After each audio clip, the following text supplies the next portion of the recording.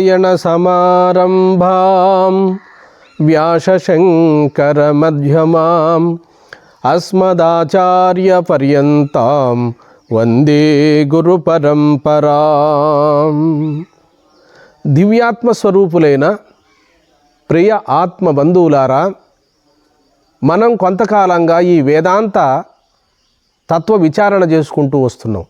అద్వైత మత ప్రతిష్టాపకుడైనటువంటి జగద్గురు శంకరాచార్యులు వారి యొక్క అమూల్యమైనటువంటి సందేశాన్ని నేడు మన సనాతన ఋష్యాదులు మహనీయులు అందరూ కూడా అద్వైత సిద్ధాంతాన్ని ఈనాడు మనకు భారతదేశంలో అందజేస్తూ ఉన్నారు.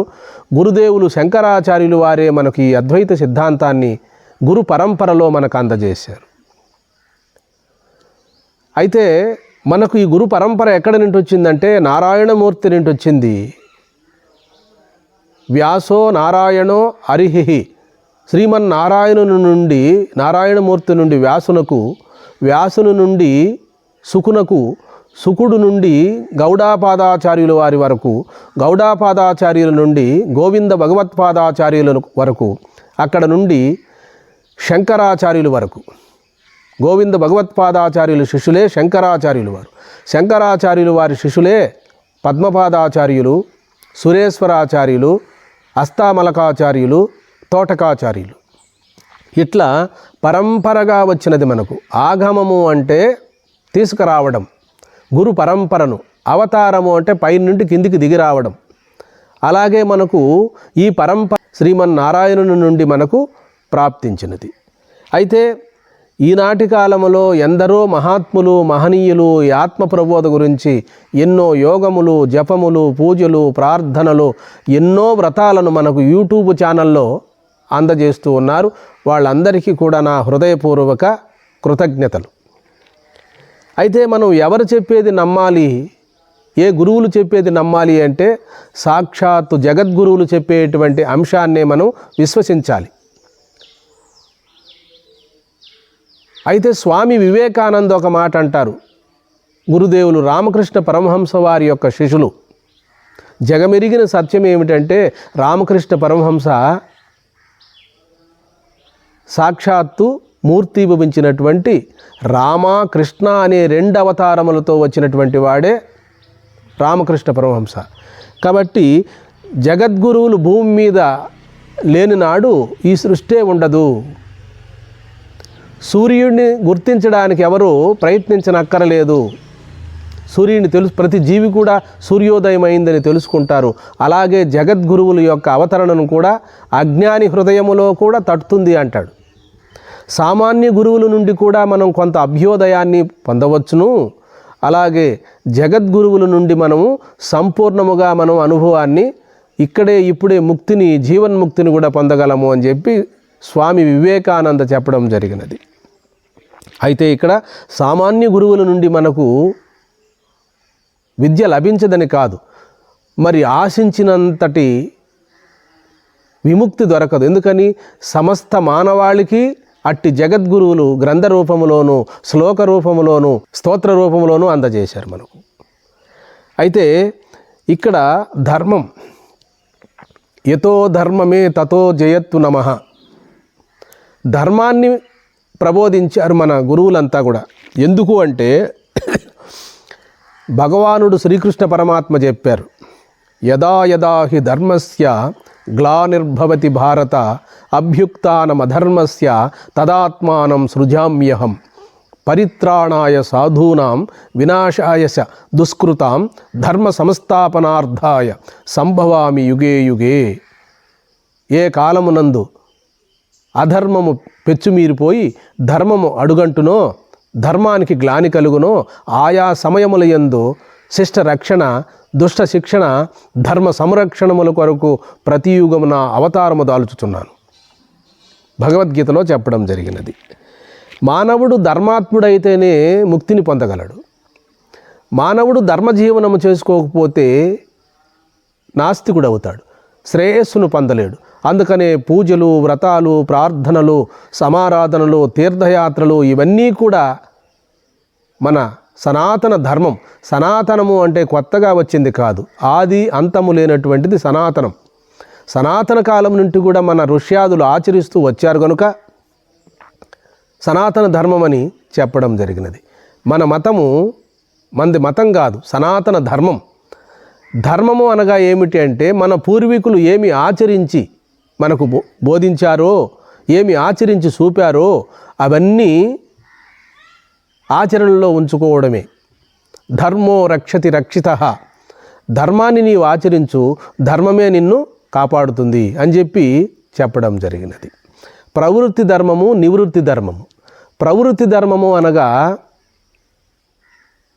గృహస్థాశ్రమ ధర్మములో సక్రమంగా జీవనం చేసుకుంటూ సమాజానికి ఆదర్శవంతుడై ధర్మాన్ని ఆచరిస్తూ ముందుకు వెళ్ళడం.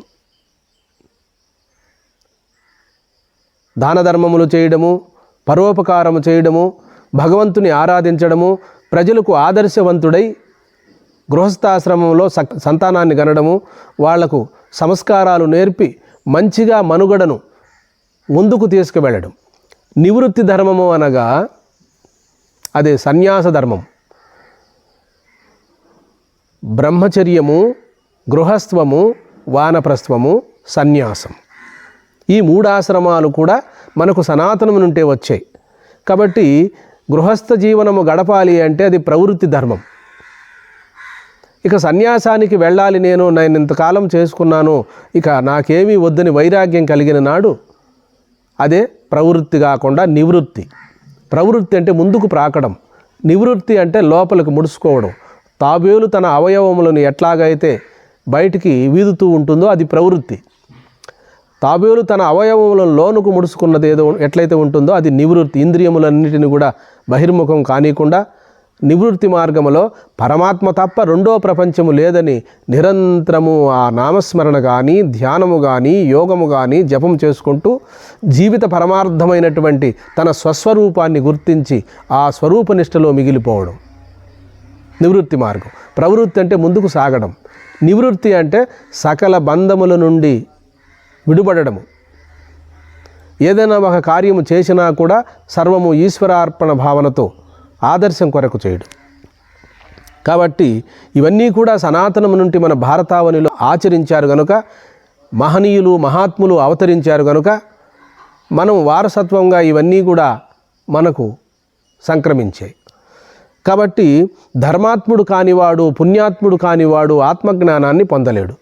అందుకు కఠోపనిషత్తులో యమధర్మరాజు కూడా నచికేతునికి బోధ చేస్తాడు.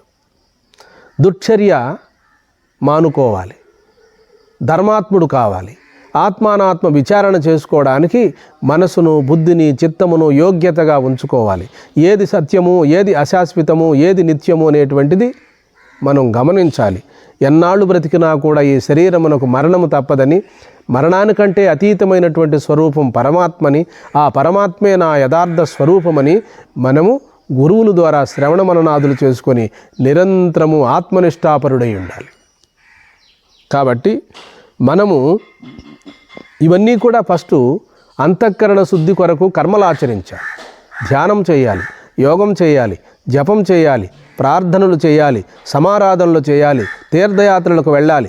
ఈ పుణ్యకర్మలన్నీ ఏ పుణ్యాత్ముడు ఆచరించనో అటువంటి వారి మనస్సు స్వచ్ఛమై నిర్మలమై శుద్ధముగా ప్రకాశిస్తుంది. ఆ నిర్మల దర్పణమునందు ప్రకాశించినటువంటి ఆ బుద్ధే ఇక్కడ నిర్మలముగా మనసు ప్రకాశించినప్పుడు అదే పరమాత్మ స్వరూపం. అతేంద్రియం బుద్ధిగ్రాహ్యం అంటారు. ఇంద్రియముల చేత ఈ మనసును మనము గ్రహించలేము. కాబట్టి అతేంద్రియం అయినప్పటికీ శుద్ధ బుద్ధి చేత ఆత్మస్వరూపాన్ని దర్శించవచ్చు, ఆత్మగా మిగిలిపోవచ్చు. ఇక్కడ మనసుగా ఉండదు. ఇంకా శుద్ధమైన మనస్సుగా మనం ఎప్పుడైతే ఏర్పాటు చేసుకున్నామో శుద్ధ బుద్ధియే, శుద్ధ మనసుయే బ్రహ్మం. బ్రహ్మతత్వాన్ని, బ్రహ్మానుభవాన్ని పొందడానికి ఏకైకమైన సాధనము మనసే.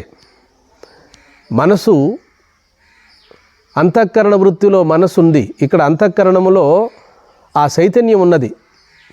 ఆ చైతన్యం విషయాకారంగా ఉన్నది. అది బ్రహ్మాకారముగా చెందవలెను.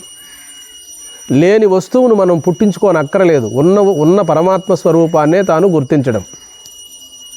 భూమి అడుగు భాగంలో జలం ఉన్నది, అడ్డముగా ఉన్న మన్నును తొలగించడమే. జలము స్వతసిద్ధమై ప్రకాశిస్తుంది. అలాగే ఈ పూజలు, వ్రతాలు, ప్రార్థనలు, తీర్థయాత్రలు, సమారాధనలు ఇవన్నీ కూడా మనోమాలిన్యాన్ని తొలగింపజేసి నిరావరణమైన ఆత్మను ప్రకాశింపజేయడం, ఆత్మగా మిగిలిపోవడం, పరమాత్మగా మిగిలిపోవడం, సర్వము పరమాత్మమయమని మనము అనుభవానికి తెచ్చుకోవడం.